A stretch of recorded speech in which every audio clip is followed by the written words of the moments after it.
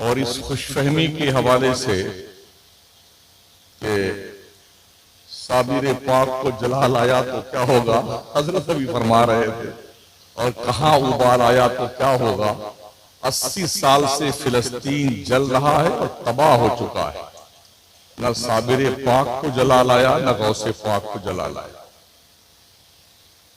अपने काबा की हिफाजत हमें खुद करनी है, अब अबाबीलों का लश्कर नहीं आने वाला।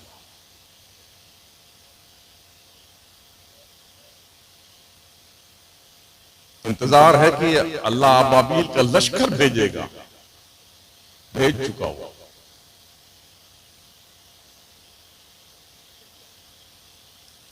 अगर इस इंतजार में आप बैठे ना कि अल्लाह की मदद यूं आएगी और यूं मुसलमानों को हो अल्लाह जो है इनके सर पर ताज बनाएगा, बहुत बढ़िया मुसलमान तुम लोग हो, ऐसा सोच के बैठे हो ना, तो इस खुशफहमी के खप्त को दिल दिमाग से निकाल। मदद उनके पास आती है जो अल्लाह के राह में निकलते हैं, मदद उनके पास आती है। दुरूशी पढ़ लें, अल्लाहुम्मा सल्ली अला सय्यिदना मौलाना मुहम्मद व अला आलिहि व सहबिहि व बारिक वसल्लिम सलातन व सलामन अलैका या रसूल अल्लाह। अल्लाह फरमाता है, सारिऊ इला मग़फ़िरतिन मिन रब्बिकुम व जन्नतिन अर्दुहा अस्समावातु वल अर्द। दौड़ो अल्लाह के बख्शिश और उसकी जन्नत की तरफ, जिसकी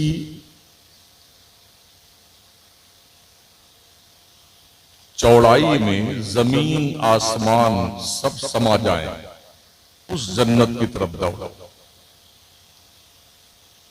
कि जन्नत बनाई किसके लिए गई? जिससे पूछो, जितने बैठे हैं ना, जन्नत, हाँ जन्नत चाहिए, हम जन्नत में जाएंगे, हम सुन्नी है ना, एकदम खटाखट सुन्नी, कचा टकाटक सुन्नी, टनाटन सुन्नी, एकदम सुन्नी, जन्नत हमारे लिए। अल्लाह से पूछिए जन्नत किसके लिए है, तो अल्लाह फरमाता है उइद्दत लिल मुत्तकीन, जन्नत अल्लाह से डरने वालों के लिए बनाई गई है।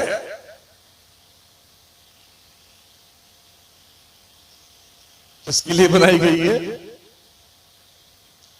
हाँ, मैं वो उस तरह का मुकर्रर नहीं कि चिल्लाता जाऊं और आप सुभान अल्लाह कहे, मुझे कोई मतलब नहीं आपके जज़ाकल्लाह और सुभान अल्लाह से, ठीक है ना। मेरा काम जो बात है वो समझाना है आपको। जन्नत परहेजगारों के लिए है, मुत्तकियों के लिए है, अल्लाह से डरने वालों के लिए है। इसमें कितने लोग नमाज पढ़ते हैं?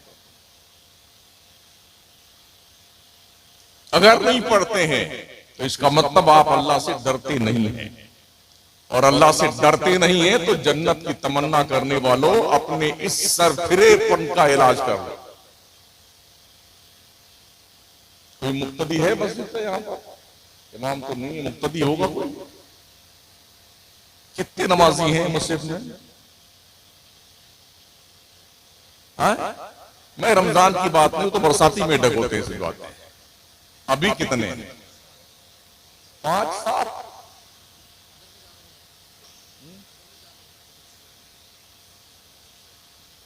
पांच सात नमाजी और जन्नत की तलब। क्या क्या शौक चल रहा है तुम्हें यार?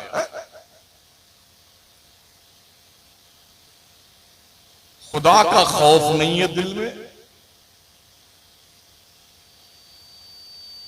रिज़्क़े खुदा खाया किया, फरमानी हक ताला किया, शुक्र करम तरसे सजा, ये भी नहीं वो भी नहीं। ना अल्लाह से डर, ना नबी की शर्म, कुछ नहीं। जी में आया तो नमाज पढ़ ली, नहीं आया तो नहीं पढ़ी। क्या इसी को मुसलमान कहते हैं?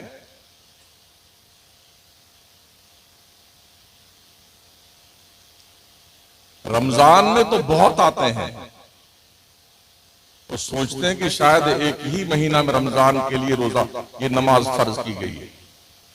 इधर ईद खत्म हुई, उधर नमाज ही खत्म हुई। पता नहीं उनका इंतकाल हो गया कि जिंदा है। तो बेशर्मी और ढिठाई का इतना हाल बुरा है। रमजान में खाने का एक अलग मिजाज होता है, नया नया आइटम रोज खाएंगे। और ये टंकी जो है ना, तोंद शरीफ, ये भरने का नाम नहीं लेते। खाए जाएंगे, खाए जाएंगे, खाए जाएंगे। जबकि रोजा परहेजगारी के लिए आया हुआ है। लअल्लकुम तत्तकून, रोजा इसलिए फर्ज किया गया है ताकि तुम खुदा से डरने वाले बन जाओ। दिन भर भूखे रहो, रात में भी कम खाओ, ताकि तुम्हें लगे एहसास कि जो भूखा होता है दुनिया में उसकी जिंदगी कैसे गुजरती है। लेकिन जो दिन में कमी रखते हैं उसे हम रात भर पूरा कर लेते हैं। इधर इफ्तार से शुरू होते खाने में और सहरी तक खाते रहते हैं। कचौड़ी, पकौड़ी, समोसा, अंट संट, उल्टे सुलटे। फिर दिन भर बेटे डिकारे लेते रहे, तोंद पे हाथ फेरते फेरते। ये जानवरों की सिफत है। उसे पता नहीं चलता कि हम कितना खा चुके हैं, हमने कितना खाना है। ये जानवर का काम है। हमारे करीम आका अलैहिस्सलाम फरमाते हैं, ओ मेरी उम्मत के लोगों, तुम अपनी भूख के 3 हिस्से कर लो। एक हिस्सा में खाना खाओ, एक हिस्सा में पानी पियो, और एक को खुला छोड़ दो खाली सांस लेने के लिए, ताकि तुम्हारी सांस ना फूले। यहां तक जब लील जाओगे तो सांस नहीं फूलेगी। फिर नमाज पढ़ने का जी नहीं करेगा, कुरान को तिलावत करने का जी नहीं करेगा, तहज्जुद पढ़ने का दिल नहीं करेगा। इस साल तो अजब तमाशा देखा गया, बेटे बाहर बैठे रहते, मोबाइल चलाते रहते इस तरावी में, और जैसे हाफिज जी अल्लाह अकबर रुकू जाते, झट से मोबाइल खट से नियत मारी, अल्लाह अकबर रुकू में गए। ये भी वीडियो वायरल है। अब सोचिए ये मुसलमान कितना बेहया बन चुका, किस कदर बेगैरत बन चुका, कितना बेशरम, कितनी ढीठ क्वालिटी का है ये, इसे एहसास तक नहीं है। और किसी से पूछ लो जन्नत, हाँ हम इंशाल्लाह जन्नत में जरूर जाएंगे। जिसको पूछो मदीने में अल्लाह मौत आए, मदीने में जन्नतुल बकी में दफना जाऊं, तेरे बाप की जन्नत है जन्नतुल बकी।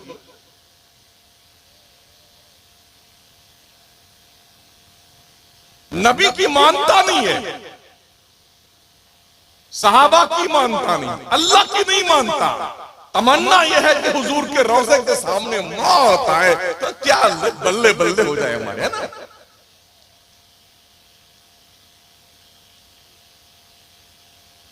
दोस्ताने मुहतरम, जन्नत कोई इतनी सस्ती नहीं है कि कुंदरकी के पास पैदा की गई है। इस गांव का क्या नाम है? बहरुआ, बैरुआ। अगर आपने ये सोचा है कि जन्नत में इतनी दूर कुदर की है, हाँ, इतनी सस्ती जन्नत नहीं है यार।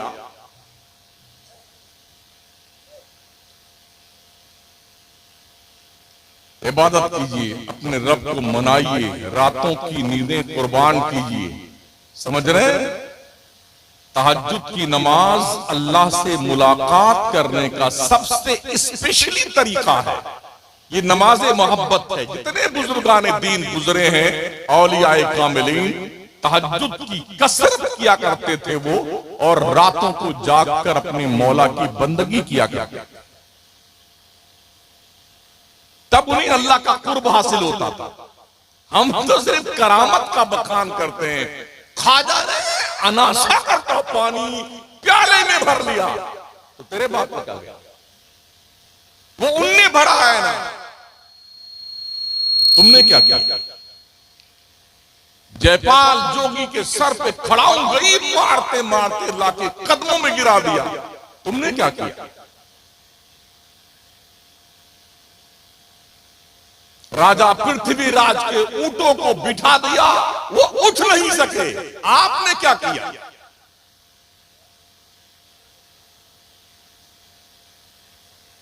आजादी हिंद से लेके अब तक हजारों दंश आपने झेले हैं मुल्क के तूलो अर्ज में, और आपके वजूद को खत्म करने के नापाक जतन किए गए हैं। ख्वाजा साहब को कभी जलाल नहीं आया। अगर तुम नहीं सुधरोगे तो डॉक्टर इकबाल का वो शेर, न संभलोगे तो मिट जाओगे ए हिंदी मुसलमानों, तुम्हारी दास्तां तक भी न होगी दास्तानों। सुधारिए अपने आप को, अपनी नस्लों को सुधारें। ये जो बच्चे हैं बैठे हुए अंडरस्टैंड, इन पर मेहनत कीजिए, इन्हें पढ़ाइए लिखाइए, इन्हें दानिश्वर बनाइए, इनके दिल में मुस्तफा की प्यार की जो है एक बेहतरीन किस्म की कल्पना पैदा करने की कोशिश करें कि ताकि ये हुजूर की मोहब्बत में जिए और मरे। ये ज़ौक़ पैदा कीजिए इनके दिल के अंदर। यूं पैदा करके छोड़ दिया, कुत्ते बिल्ली की तरह फलांगे मारते फिरते हैं। पूरी पूरी रात मुसलमानों की नस्लें नाबालिग 5-5 साल, 6-6 साल, 7-7 साल के बच्चे रात भर गुल्ली डंडा खेलते हैं। अब्बा सो रहा है सूस की तरह, उसे पता नहीं बेटा कहां। दुनिया की कामयाब कौमें अपने बच्चों पे मेहनत करती हैं, समझ रहे हो? इन पे मेहनत करती हैं। किसी का बच्चा लंदन पढ़ रहा है, जर्मनी पढ़ रहा है, कनाडा पढ़ रहा है, IAS की, IPS की, RS की तैयारी कर रहा है। हम क्या करते हैं? 8-10 क्लास पास हुए, चलो दिल्ली चलते हैं, वहां कोई कपड़ा पड़ा बेचेंगे। मुंबई चलो वहां चलते हैं, कोई पान की भावरी लगा लेंगे। ये हम कर रहे हैं। जिस कौम में तालीम नहीं है, दुनिया उससे जूता बना के पहन लेती है। अगर आंखें फूट नहीं गई हैं और दिल सड़ नहीं गया है, तो कामयाब तरीन कौमों की हिस्ट्री पढ़िए जिन्होंने आज पूरे मुल्क की बागडोर संभाला है, वो जाहिल और अनपढ़ नहीं है। पढ़िए कौमों।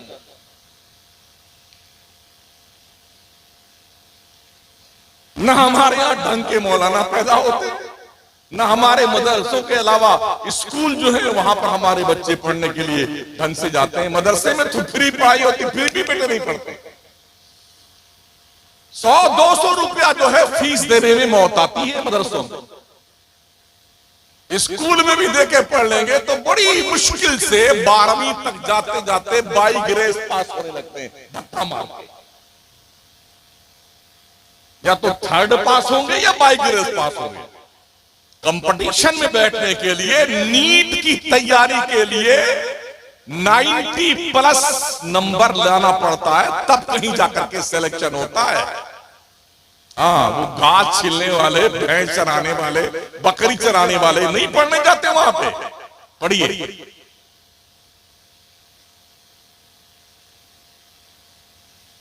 मेहनत करते हैं अपने बच्चों पे। जिसे कुरान पढ़ना, गाने गाता है वो आज, और हॉकी खेलता है वो धनी तलवार का। इतने छोटे छोटे बच्चे देख रहे हैं मोबाइल चला करके वीडियो बना रहे हैं। इनसे पूछो नमाज में कितना फर्ज है, ये एक नहीं बता पाएंगे। इनकी अब्बा नहीं बता पाएंगे, ये क्या बताएंगे?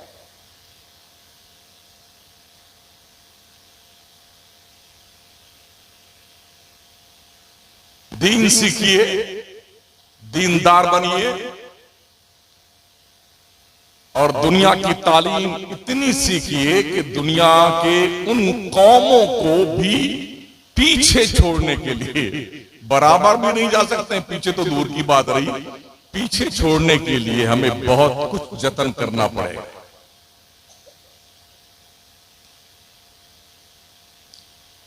हमारे बच्चे स्कूल कॉलेज पहुंच जाते हैं तो मुसलमान होना ही भूल जाते हैं। इसलिए कि हमारे पास कोई स्कूल है ही नहीं ढंग का, कोई कॉलेज हमारे पास नहीं है।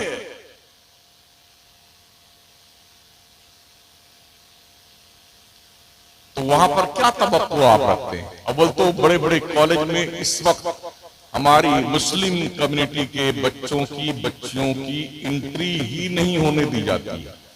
अब तो बाज़ाब्ता ऐलान किया जाता है यहां पर बुर्का पहनने वाली बच्ची का एडमिशन नहीं होगा। बाज़ाब्ता ऐलान होता है मुस्लिम कौम के बच्चों को जो है यहां पर एडमिशन नहीं मिलेगा। अब यह भी ऐलान होने लगा है कि इस अस्पताल में मुसलमानों का इलाज नहीं होगा। हम भी इस मुल्क में रहते हैं, पढ़ते रहते हैं मीडिया पर जो कुछ आता है। ये सब कुछ यूं ही नहीं है। हमने गुज़िश्ता 70-75 साल आजादी के बाद से लेके अब तक हमारी कोई कोशिश ऐसी नहीं हुई जिसमें हम अपनी कौम के बच्चों पर तालीम के एंगल से मेहनत कर रहे हैं।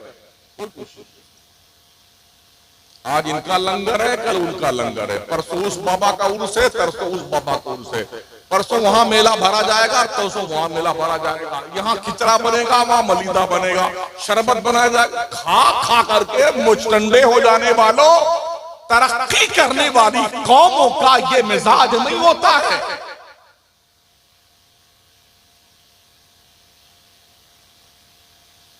उतलुबुल इल्म वलो बिस्सीन, इल्म तलाश करो चाहे तुम्हें चीन तक जाना पड़े।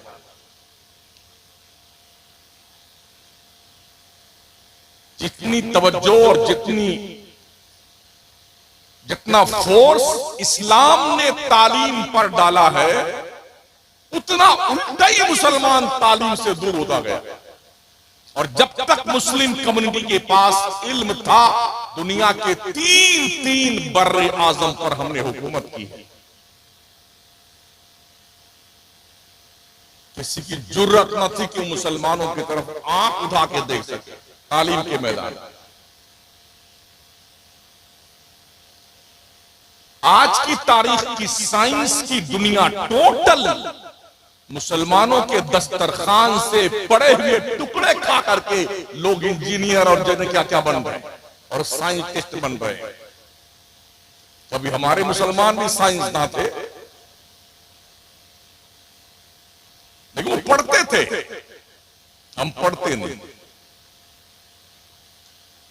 हम भी इमाम हैं, हमने देखा है 70 साल हो गया बुढ़ा नमाज पढ़ रहा है, उसे सजदा करना नहीं आता, सजदा करना नहीं। और अफसोस कश्मीर से लेके कन्याकुमारी तक हम रोज कहीं ना कहीं रहते हैं, तकरीबन 65 से 75 तक मस्जिदों के इमामों को हमने बहुत कम पढ़ा लिखा पाया।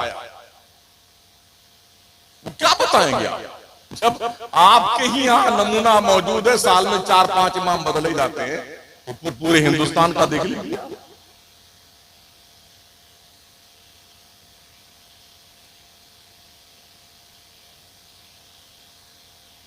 सोचिए और 100 बार सोचिए। अब भी जाग जाओ, फिर कुछ सुधरना हो जाए। देर तो बहुत हो चुकी है, लेकिन कुछ हासिल कर। ऐसा मत करो चलो तुम उधर को हवा हो जिधर की। जी नहीं, महाराणा के सादात का ये जुमला याद रहे, आधी रोटी खाओ, बच्चों को पढ़ाओ।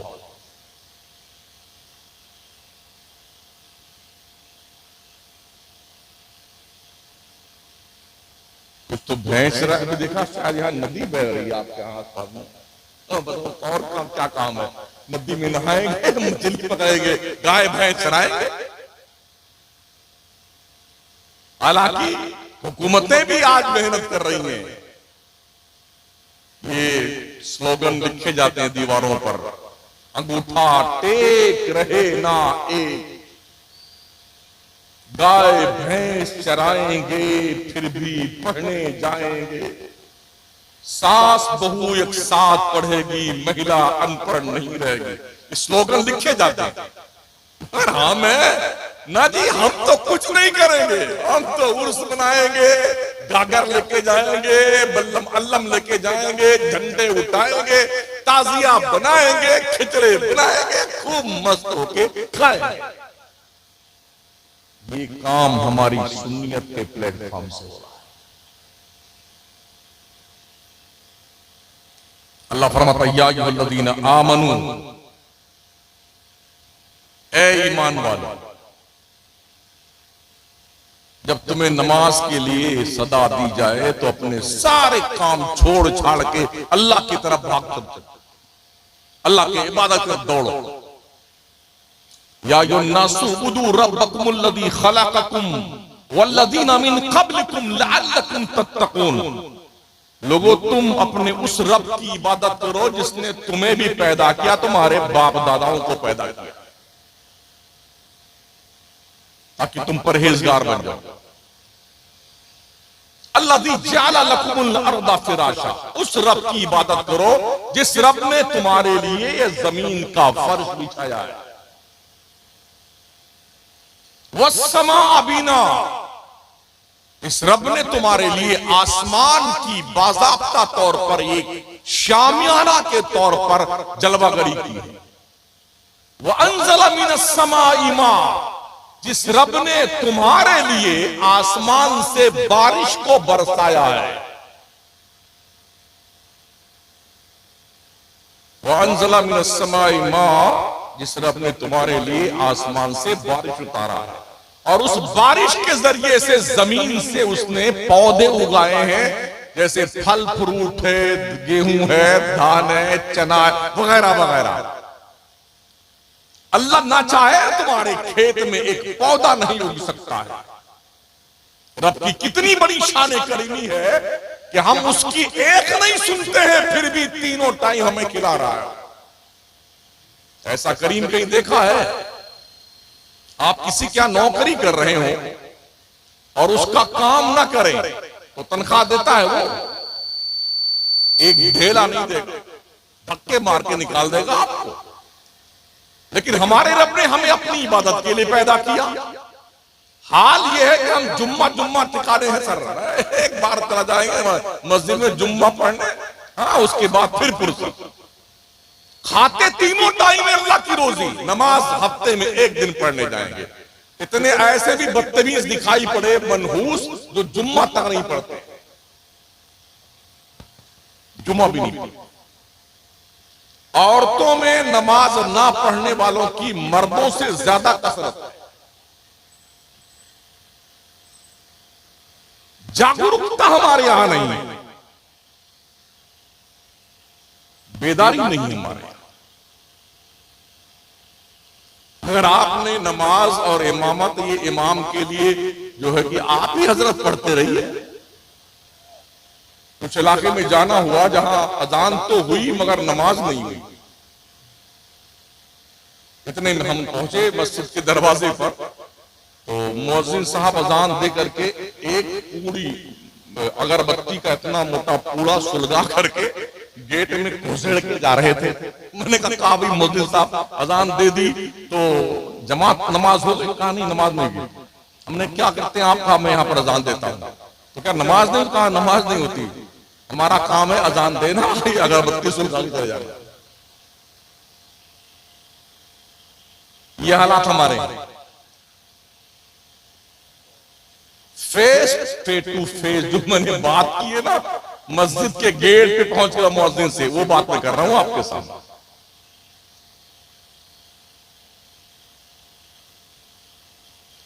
कहीं इमाम है तो वो इंतजार करता कोई एक बंदा तो आ जाए कि हम जमात कर लें। गांव पूरा मुसलमानों का, हाँ इतना गोश्त खाएंगे कि टंकी फूट जाए खा खा करके, मगर नमाज नहीं पढ़ने आएंगे।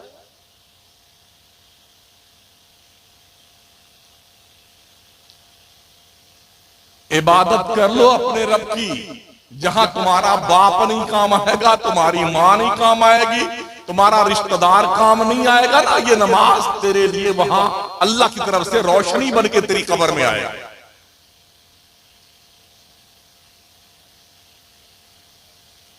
मरते ही आदमी का नाम बदलता है, इधर मरा नहीं, कोई नहीं पूछता कि खान साहब मर गए, चौधरी साहब मर गए, प्रधान जी मर गए, कुछ नहीं। मुर्दा मुर्दा मुर्दा, कौन सा मुर्दा?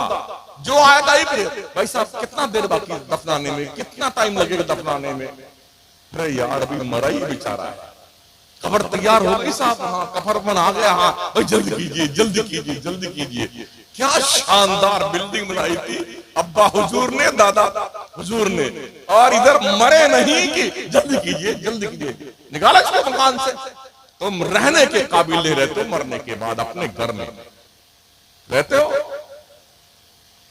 और जाके पूछो जो कब्रिस्तान में जा चुके हैं, पूरी बॉडी डिकम्पोज हो गई है, ये कब्र की मिट्टी मुर्दों की हड्डियां तक खा गई है। शहर खामोशा में जाके पूछिए प्रधान जी कैसे हैं आप, खान साहब तबीयत शरीफ कैसी है आप, जाके पूछ के आइए ना। अभी एक साहब का एक मेरे पास फोटो एक साहब ने भेजा, कब्र का एक फोटो था, उस कब्र के ऊपर जो है जो कतबा लगा हुआ था पत्थर का, उसमें उनकी डिग्रियां लिखी हुई थी। जनाब फला साहब इन्होंने एम.टेक लंदन से किया है, बी.टेक कहां से किया है, ये पूरी लिस्ट लिखी हुई मुर्दे के कब्र के सामने जो कतबा लिखा था पत्थर का, उसमें उसकी एम.टेक और बी.टेक और लंदन और बर्तानिया की डिग्री। हमने कहा मरदूर मुनकर नकीर तेरी डिग्री से क्या लेना तेरा, क्या करना मुनकर नकीर को, तेरी डिग्री देखकर तू कहां पढ़ के आया है कहां नहीं, वो तो तेरी कब्र में आएंगे तीन ही सवाल करते, इज्जत से जवाब दे दे वरना तेरी कब्र को जहन्नम बना के चले जाएंगे। क्या आप सोचते हैं कि मरने वाला चुपचाप सो जाता है, कुछ नहीं बोलता है और ये अंदर खैरियत से होता है? जी नहीं, खैरियत से नहीं होता है। अगर ईमान के साथ नहीं गया है ना तो खैरियत की तो ऐसी तैसी हो जाती है। मुनकर नकीर जब निकलते हैं ना कब्र से सवाल जवाब करके, तो जो ईमान से खाली होता है उसकी कब्र को जहन्नम के आग के अंगारों से दहका दिया जाता है और मुर्दा जलता रहता है, चीखता चिल्लाता रहता है, उसकी आवाज बाहर नहीं आती है। मुर्दे की उस आवाज को जानवर सुनते हैं, इंसान नहीं। अगर इंसान मुर्दों की आवाज सुन ले ना तो दुनिया में रहना भूल जाए। किसी के साथ कोई कब्र में आज तक नहीं गया है। अब्बा भी अकेले जा रहे हैं, अम्मा भी अकेले जा रही हैं, भैया भी अकेले गए, गुड़िया भी अकेले गई, बेगम साहिबा भी अकेले गई। सब अपने अपने हिसाब किताब से अपनी कब्र में जा रहे हैं और सब ने हिसाब किताब का भुगतान करना है। इसलिए जिंदगी के आमाल का चैप्टर क्लीन कर लो ताकि मरने के बाद तेरी कब्र में अल्लाह के रहमतों की बारिश हो। ये जिंदगी तो गुजर जाएगी यार। कोई जुब्बा पहन के जीता है तो उसको भी मरना है, कोई कुर्ता पजामा पहन के जिएगा वो भी मरेगा, कोई फटा पुराना कपड़ा पहन के जिएगा वो भी मरेगा, कोई नंगा रंगा जिएगा उसको भी मरना है। सबको मर के कब्र में जाना है। ये भी कोई जरूरी नहीं कि सबको कब्र का कोई हिस्सा मिले।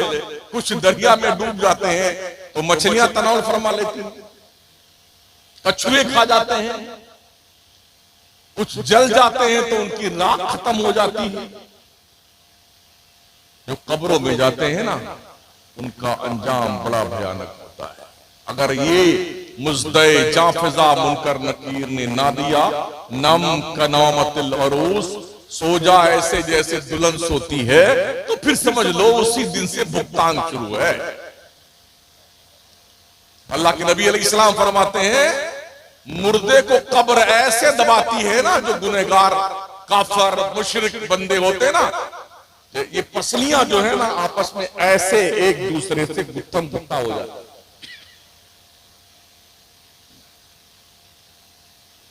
कब्र के अंदर गधे के बराबर बिच्छू होते हैं, बिच्छू। हमने जो आज तक बिच्छू देखे इतने बड़े बड़े, इतने बड़े लाश। कब्र में जो अजाब के लिए आते हैं ना वो गधे के बराबर होते हैं। जो अजदहे बेनमाजियों और गुनहगारों कुफार और मुशरिकीन पर मुसल्लत किए जाते हैं। हदीस शरीफ के अंदर आया है कि जब बिच्छू डंक मारता है तो 70-70 साल तक उसका जहर नहीं उतरता है। सांप जब उसको डसता है तो 70 गज जमीन में धंस जाता है मुर्दा, फिर वो नोच कर उसे वापस बाहर निकालता है। क्या हमें और आपको दिखता है सब कार्यक्रम? नहीं दिखता है।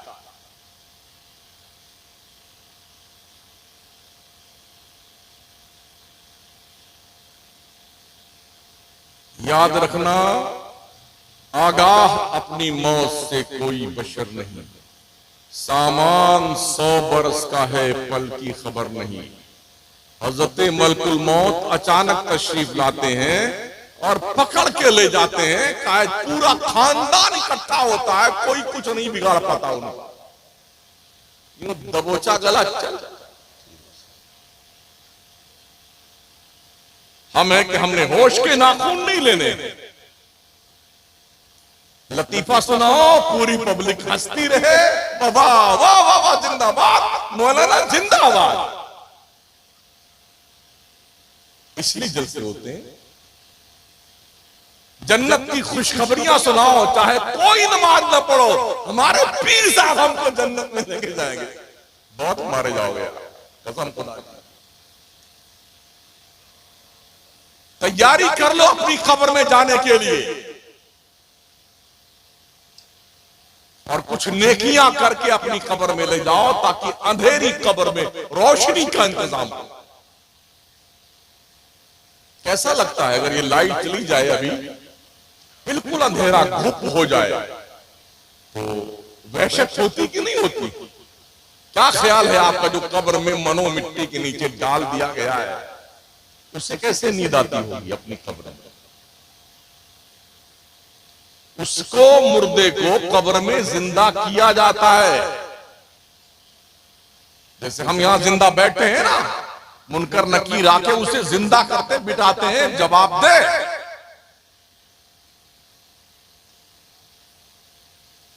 अब पूछिए उस मुर्दे से जो अंधेरी कोठरी में बैठा हुआ। यहां अभी हमको गर्मी लग रही, सबको गर्मी लग रही है। मट्टी के नीचे क्या वहां गर्मी नहीं लगती? बारिश का मौसम आ जाए, कब्रों में पानी भर जाता है, अब्बा हुजूर तैरते रहते हैं उसी में। कभी एहसास किया आपने? इस घर में जो आपने बनाया है ना, कोई गारंटी नहीं है कितने दिन, कितने घंटे, कितने मिनट, कितने सेकंड आप रहेंगे, कुछ गारंटी नहीं। मगर जब मरेंगे ना, जब तक दूसरा सूर नहीं फूंका जाएगा, तब तक मिट्टी के अंदर ही दफन रहेंगे आप।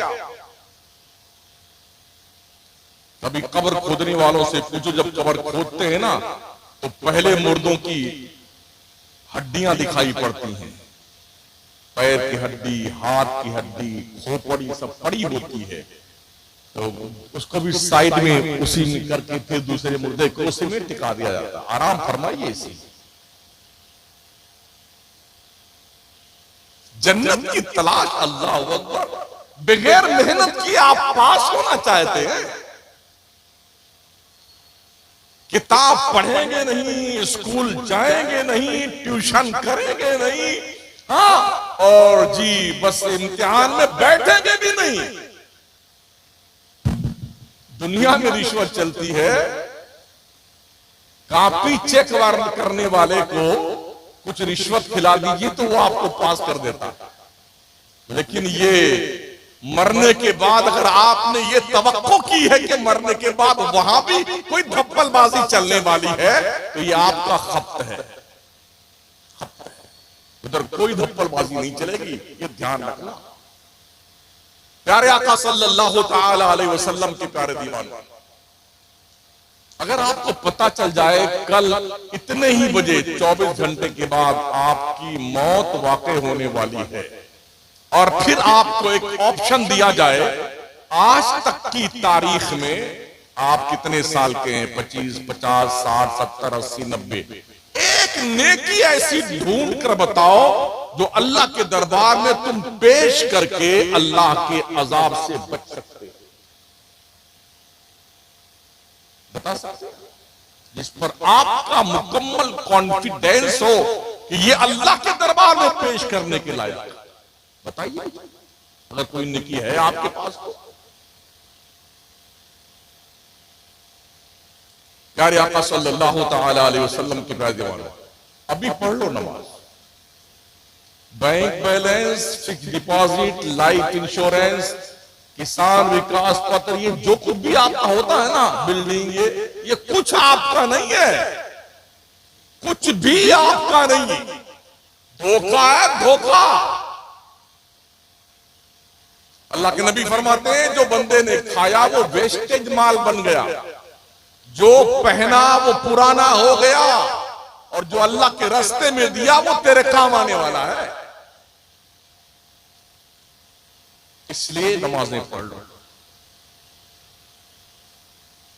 हलाल हराम की तमीज करके कमाओ।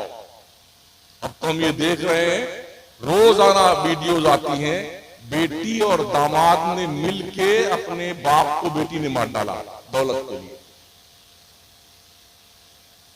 पोते ने दादा का कत्ल कर दिया, बेटे ने अम्मी को कैंची घुसा दिया पेट में और मार डाला पैसे के लिए। कहां बैठे मियां? आए दिन ये हालात हैं। और अभी तो एक मुहतरमा ने अपने शौहर के 15 टुकड़े करके ड्रम में डाले और सीमेंट से उनको प्लास्टर करके पैक कर दिया। क्या ख्याल है आपका? परसों की खबर मैंने पढ़ी, गोंडा जिला में एक बेगम ने अपने शौहर को धमकी दी, याद है?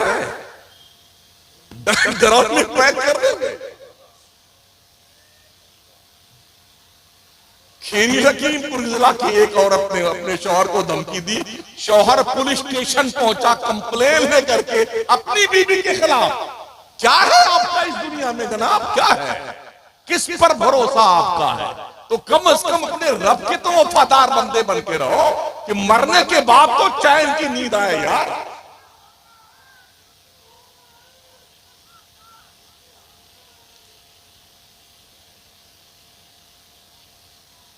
ये इस कौम की तरबियत है। सोचिए, तो जन्नत के ख्वाब देखते हैं जागती आंखों से। हाँ, बड़ा तस्वुर रखा है जन्नत का जी। जन्नत में जाएंगे, जन्नत में जाएंगे, जन्नत में जाएंगे। बड़ी कठिन है डगर पंडित की, याद रखना साथ। अल्लाह फरमाता हुआ मुराहलका बिस्सलाति वस्तबिर अलैहा ला नसअलुका रिज़्क़ा नहनु नरज़ुकुक वल आक़िबतु लित्तक़वा। ओ लोगों, अपनी फैमिली को, अपने बीवी बच्चों को नमाज का हुक्म दिया करो, तुम खुद भी नमाज पढ़ते रहा करो। हमने तुम्हें रोजी कमाने के लिए नहीं पैदा किया। अल्लाह फरमाता, उठाइए ना कुरान, नहनु नरज़ुकुक, अल्लाह फरमाता रोजी हम तुम्हें देंगे, वल आक़िबतु लित्तक़वा, परहेजगार बन जाओ।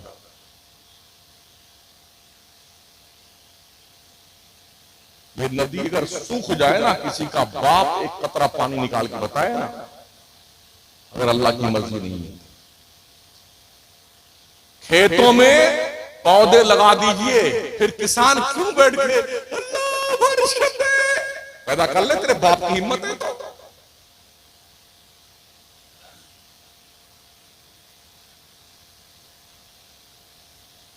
अल्लाह पालता है अपने बंदों को, तो कीड़े मकोड़ों को रोजी देता है, चींटियों को रोजी देता है, दरिंदों चरिंदों परिंदों को रोजी देता है, हमें भी रोजी दे रहा है। हालांकि हम इस बात के हकदार नहीं है, हम रब की नहीं मानते, हमें रोजी नहीं मिलनी चाहिए, लेकिन फिर भी अल्लाह हमें खिलाया जाए। शायद बंदा अब मान जाए, शायद अब मान जाए, शायद इसका दिमाग अब ठीक हो जाए। मगर अफसोस ये है, हमारे जलसों का एक मिजाज है, हर मौलाना अपनी तकरीर सेट किए हुए है, 15 करामत बयान कर देगा गौस पाक की और नारे लग गए जिंदाबाद जिंदाबाद, और पब्लिक कूद कूद के नारे लगाएगी। इस मौलाना को अगले साल फिर बुलाना। सारे जलसों का निजाम भ्रष्ट हो चुका है पूरे मुल्क में। दो दो तीन तीन तकरीरें याद करके पूरे मुल्क के जलसों की तबाही और बर्बादी का सबब बन चुका है खतीब। कौम को किस चीज की जरूरत है? एंटीबायोटिक दवा देने से मर्ज ठीक नहीं होता है। अगर यहां पर थोड़ा फुंसी पैदा हो जाए जो दवाओं से अच्छा नहीं होता तो इसको चीर करके मवाद निकालना पड़ता है। आज हमारी कौम की कंडीशन ये, इसकी बदअमली का जो नासूर बन चुका है उसे बाज़ाब्ता तौर पर एंटीबायोटिक दवा से नहीं बल्कि इसे चीर फाड़ करके मवाद निकालने की जरूरत है। लेकिन लोगों को ये बात अच्छी नहीं लगती। कौम बेहिस है, हमको तो बस लोरियां देते रहिए, माशाल्लाह क्या जन्नत है। 3 बार, एक बार सुभान अल्लाह कह दो तो ओहो 10 पेड़ तुम्हारे जन्नत में लग गए। एक बार सुभान अल्लाह कह दो 10 पेड़ जन्नत में लग गए। तो लोग समझते हैं माशाल्लाह अब बैठे बैठे सुभान अल्लाह ही कहा करो। अगर एक मर्तबा में 10 पेड़ लग गए तो 100 मर्तबा कह दीजिए तो पूरा जंगल उग जाएगा। हमारे नाम का जंगल जन्नत में लग जाएगा दरख्त। माशाअल्लाह, दरख्त लगाने के लिए पहले जमीन तो भाई साहब खरीदिए।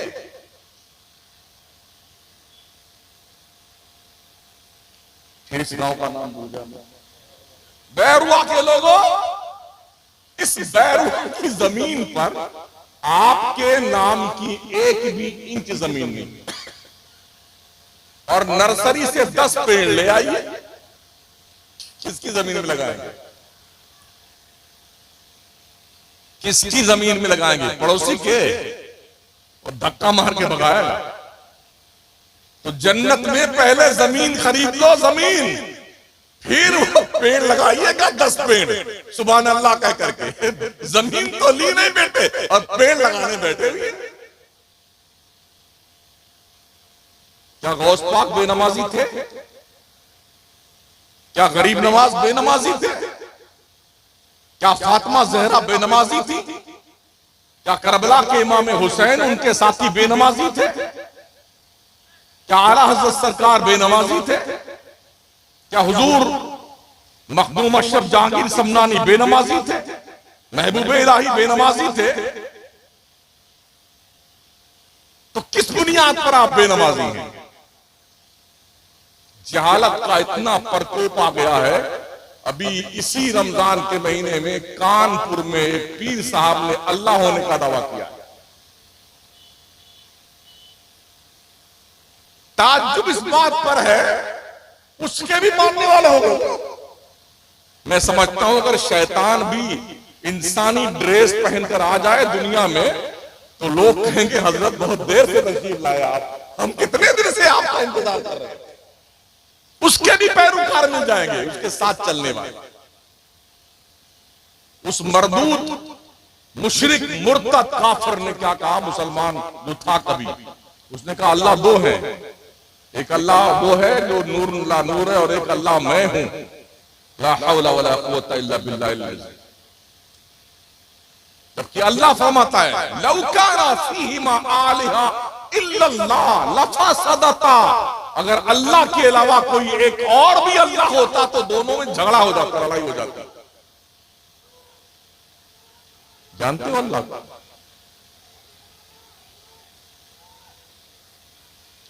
लफ्ज़ कुन से जिस रब ने कायनात को पैदा किया है, उस खुदाए बुजुर्ग बरतर के हुक्म के बगैर पत्ता नहीं हिलता है। इतना बड़ा वजूद अल्लाह ने दिया है, कुछ पैसा लिया आपसे, इतना खूबसूरत बनाया है। इसमें अगर ये सर्दी के मौसम में कुछ फटन पैदा हो जाए तो इसमें क्रीम लगाने के लिए भी पैसा देना पड़ता है। लेकिन अल्लाह ने इतना खूबसूरत चेहरा दिया, बढ़िया से आंखें दी है, जबान दी है, कान अता फरमाए, बड़ा खूबसूरत बनाया। लक़द खलकनल इंसान फी अहसन तकवीम। अल्लाह फरमाता ओ इंसान, हमने तुझे सारी कौमों से ज्यादा खूबसूरत पैदा किया है। कुछ पैसा लिया अल्लाह ने?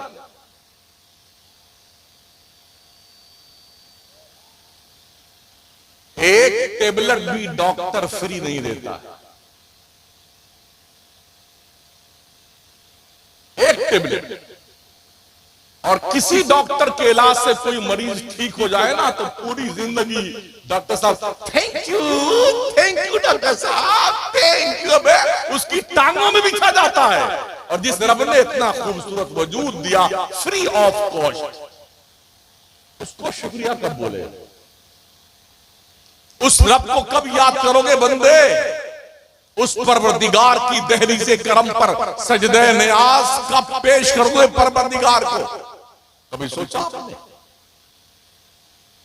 इस्लाम की मुकद्दस शहजादियां बैठी हुई, दो बात इनसे मैं अर्ज कर लूं, इसलिए कि तकरीर जो है खत्म करने का वक्त मेरे आ गया है, क्योंकि मेरे बाद एक खिताब आपको सुनना है। आप भी सोच रहे होंगे कितनी कड़ी तकरीर हो रही है ना? दवाएं कड़वी ही फायदा करती हैं, ध्यान रखना। मीठी दवाएं फायदा नहीं करती हैं।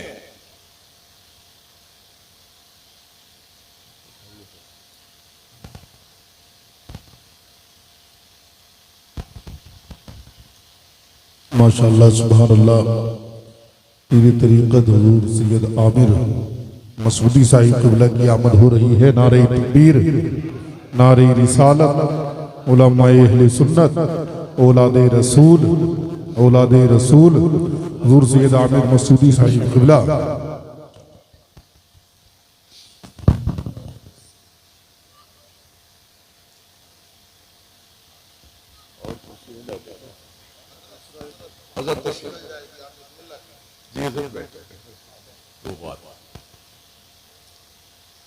बैठ लीजिए थोड़ी।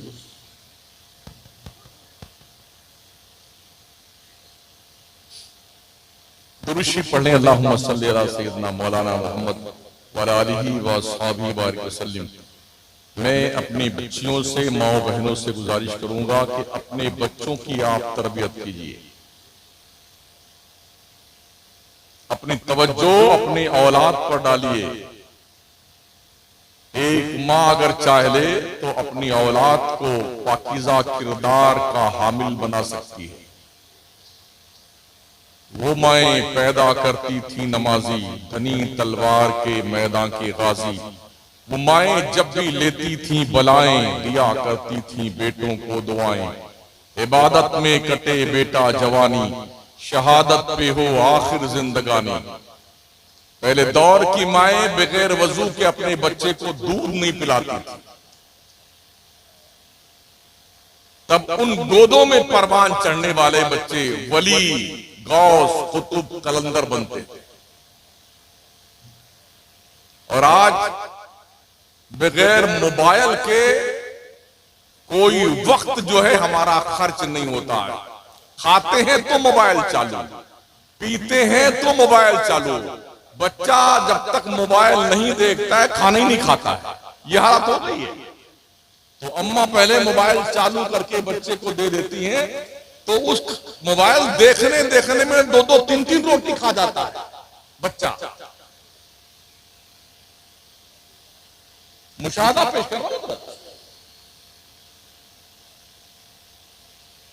एक खातून थी हजरत खुनसा रज़ियल्लाहु ताला, बस इनकी बात बता के अपनी गुफ्तगू फुल स्टॉप। ये मक्के शरीफ में रहती थी, तो जब ईमान नहीं लाई थी तो इनका पेशा धंधा जो था वो रोने का था। किसी क्या कोई मर जाता था तो ये रोने का काम करती थी। अपनी पूरी टीम इनके साथ होती थी, 10-12 औरतों की, उसके घर पे रोने जाती थी। 10-5 दिन रोती थी तो नजराना लेके रोने का था। जैसे आज भी बहुत सारी टीमें बनी, कुरान खानी की टीम बनी हुई है, आयत करीमा की टीम बनी हुई है। 10-5 लोग जाएंगे, कुरान खानी करके आएंगे, एक ठेकेदार उसमें होता है। तो हजरत खुंसा ऐसे ही ठेकेदार थी, रोने वाली औरतों का ठेका उनके पास था। किसी का कोई मर गया तो वो आकर के उनसे कांटेक्ट करता कि हमारे अब्बा मर गए, चलिए हमारे घर रोइए आप। तो 10-5 दिन रोने के लिए तो पैसा लेके आते। जब ईमान लाई वो, तो उनके शौहर भी मैदान में शहीद हुए दीन के लिए। हजरत साद इब्न अबी वक्कास ने जब जंग शुरू की कादसिया के मौके पे, उस वक्त हजरत खुंसा जिंदा था। अपने 4 जवान बेटों के साथ वो मैदान जंग में शरीक हुई हजरत खुंसा साहबिया। आंखों की रोशनी चली गई थी। जैसे कल जंग होने वाली है कादसिया के मैदान में, तो आज हजरत खुंसा ने अपने 4 लड़कों को बुलाया और फरमाया, बेटे हम तुम्हें कुछ नसीहत करना चाहते हैं। अब बोलिए मजाक क्या बात। तो फरमाती है, बेटे तुम एक बाप और एक मां के बेटे हो। गौर से सुन लीजिए आप भी, मेरी माए बहने भी। तुम एक बाप और एक मां के बेटे हो। हमने तुम्हारे बाप से कोई खयानत नहीं की है। कहा, मां तुम कहना क्या चाहती? मां ने कहा, बेटे कल जब मैदान जंग में पहुंचो और बाजारे कारोबार गर्म हो तो मैदान में कूद पड़ना, लड़ते लड़ते अल्लाह के दीन के लिए शहीद हो जाना। मगर हां याद रखना, खबरदार किसी की पीठ पर अगर कोई जख्म आया तो हश्र के मैदान में तुम्हारा गला पकड़ लूंगी अल्लाह के दरबार में। सारे जख्म इस्लाम के लिए सीने पे आने चाहिए। ठीक है मां। जंग में 4 बच्चे गए, लड़ते लड़ते 4 शहीद हो गए। जंग खत्म हुई तो किसी ने आके कहा, खुंसा तेरे 4 बच्चे शहीद हो गए।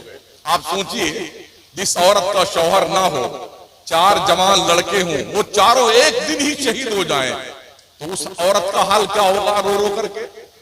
मगर एक कतरा आंसू नहीं गिरा उस मां की आंखों से। 4 बेटे शहीद हो गए। कहां? कहा, मुझे मेरे बच्चों के पास ले चलो।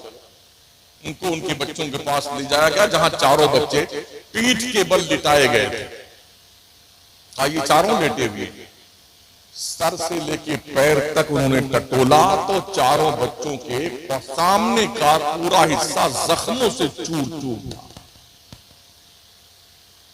कहा, इनको पलटो, जरा हम पीठ को भी चेक करना चाहते। 4 शहीद शहजादों को फौजियों ने पलटा, पेट के बल लिटाया, सर से लेके पैर तक चेक किया। हजरत खुंसा ने खड़ी हुई और कहती, अल्लाह तेरा शुक्र है कि मेरे बच्चों ने मेरे दूध की लाज रखी है। ए अल्लाह तू गवाह है ना, मैं अपने बच्चों से खुश हूं और हश्र के मैदान में इसका बेहतर अज्र अता फरमाना। गौर कीजिए, कोई मां आज इस तरह किरदार निभा सकती है? और वो खिचड़े नहीं खाते थे, वो मलीदे नहीं खाते थे, उनका ये काम नहीं था, मगर उन्होंने दीन मुस्तफा की भी कुर्बानियां दी हैं। आज हमने कोई कुर्बानी नहीं दी है और रिजल्ट के तौर पे हमें फ्री में जन्नत चाहिए, तो ये खब्द पाल के मत रखिए, जन्नत इतनी आसान नहीं है। उसके लिए तुम्हें अल्लाह रसूल को राजी करने के लिए ईमान और अकीदे के साथ अमल का पाकीज़ा किरदार लेके जाना पड़ेगा। इसके सिवा कोई चारा नहीं है। अल्लाह करीम हमें नेकियां करने की तौफीक अता फरमाए, हमारी कोशिशों को कबूल फरमाए और हमें दीन सीखने और समझने की तौफीक बख्शे। अंदाजा तो ये होता है कि जिस गांव में हर महीने में 4 इमाम बदला जाए तो वहां क्या सुधार होगा, अल्लाह ही जाने। तो सुना मैंने इस गांव में साल भर में एक मस्जिद से 4 इमाम बदले जाते हैं। बताइए। हाँ, बस अल्लाह आप सबको हिदायत दे, जो सीखे उस पे अमल करे। समझ रहे हैं? अल्लाह नेकियों की तौफीक बख्शे। और बहुत कम रह गए हैं आप लोग, इसलिए कि अगर मैं जन्नत बांटता तो सब बैठे रहते। अमल की बात हमने की है, इसलिए कुछ लोग क्या, आधे लोग तशरीफ ले गए। इससे ये पता चलता है कि आपकी तबाही के दिन करीब आ गए। माफ कीजिए, ये जुमले सख्त तो है, लेकिन मुझे महसूस होता है तबाही के दिन गिने जा चुके हैं। जिस कौम का ये मिजाज बन जाए कि उसे दीन की बातें तल्ख लगने लगे, तो फिर समझ जाओ इस जिंदगी का बोझ जो आपका जमीन पर है ना, इस जमीन को भी आपका वजूद बोझ लगता है। ये जमीन कहती है, ओ बंदे अल्लाह की इबादत कर, वरना याद रख जिस दिन तू मेरे अंदर आया ना, तेरी पसलियां तोड़ के रख। खिंजीर भी बेनमाजी से पनाह मांगता है, खिंजीर भी। अस्तगफिरुल्लाह रब्बी मिन कुल्लि ज़ंबिन व अतूबु इलैह, ला इलाहा इल्लल्लाह मुहम्मदुर रसूलुल्लाह। अस्सलामु अलैकुम रहमतुल्लाह।